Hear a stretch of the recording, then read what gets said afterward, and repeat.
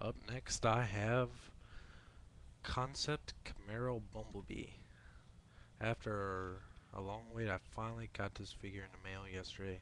I had to order him off eBay because I just simply couldn't find him in stores.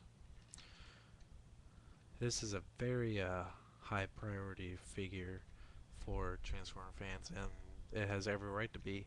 It is probably the at least the second best figure of all the movie figures, being second to only Leader Class Optimus Prime. Best, it's a tie between the two, as for best figures. Something, and just let's get a quick comparison between him and 74 Camaro Bumblebee. Obviously, you can tell, like, the main difference between the two is obviously the design and battle damage on this one, but this one has clear windows, this one does not. Not a big deal to me. I'm trying to get a hold of the Japanese release of this one, so it has clear windows, but it's not going so well. Now back to this guy.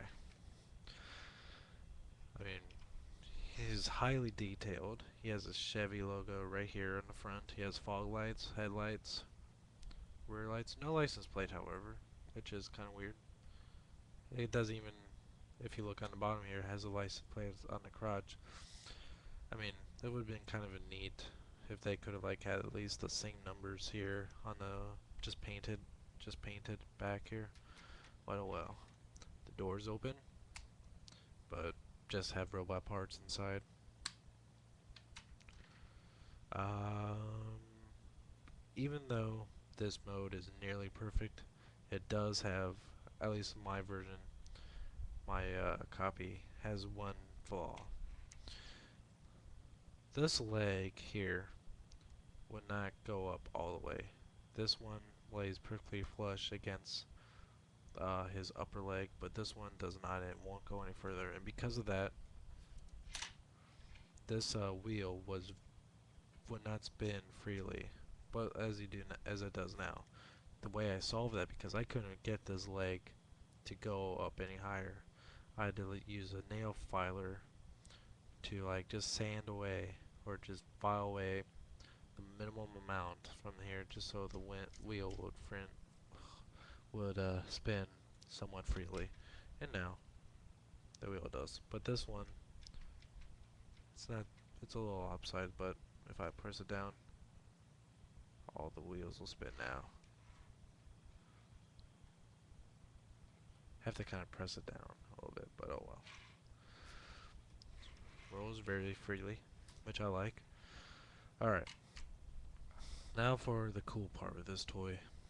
It's the transformation. It's very fun. Start by opening the doors. Oh, one thing I forgot to mention before I finish on. I hate it when when certain transformers do this, but these black racing stripes will scratch away very easily. As you probably not can't tell, but there were some places where it scratched away. I just took a black permanent marker just to temporarily fix it, and the Autobot logo here on the bottom here has been scratched away a little bit. That pisses me off to no end. I hate it when Transformers do this, where the paint will scratch away just by practically just touching it. But I'm probably going to get some model paint and just go over this a little bit just so it'll stay. Don't know what I'm going to do about the Autobot logo here. Looks kind of crappy now with part of his chin missing. Sigh. Oh well, on to the transformation. Don't have much time left. Open the doors. I'm gonna go ahead and separate the legs, and the gun will fall up here.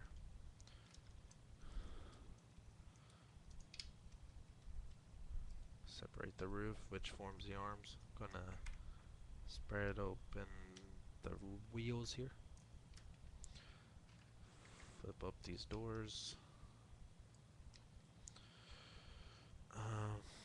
Yeah, I just got this figure yesterday too, so I'm not very smooth with it. I'm just gonna go ahead and extend out. Now this is where the figure's automorph comes in, which is really cool. It's almost as cool as Ironhide's. When I move this leg down, these rear parts and the rear fender and this window here will go inward. So let's see if I can do it like this. Very cool.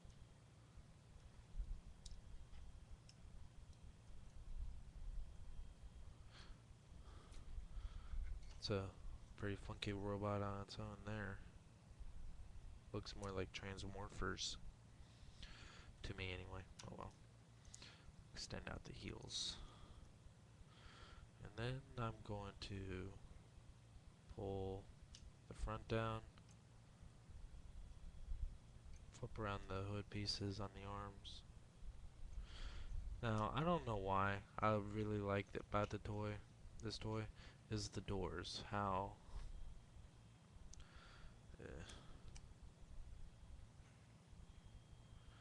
how the doors here kind of really look a lot like the movie, how they kind of go out from the inside of the body as opposed to the 74 Bumblebee, which sticks out just from the sides.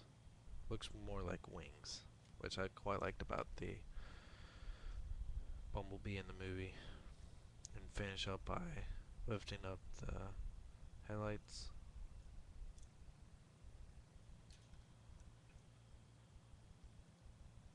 There we go.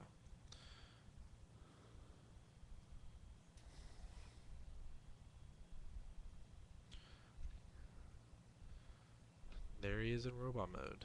And as you can see, I'm not going to put the gun in his hand because I've only done it a couple times and it took me at least 10 minutes to figure out how to, because it's very tight in there. Well, it probably didn't take 10 minutes, but it took too long to figure out how to get his gun out of his hand.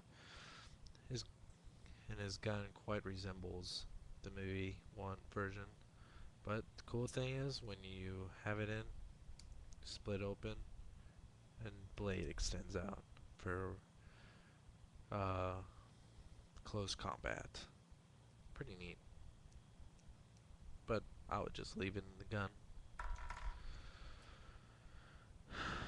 But this mode is perfect. I mean, everything about this robot mode, I wouldn't change a thing. The only thing I might change is very just cosmetic.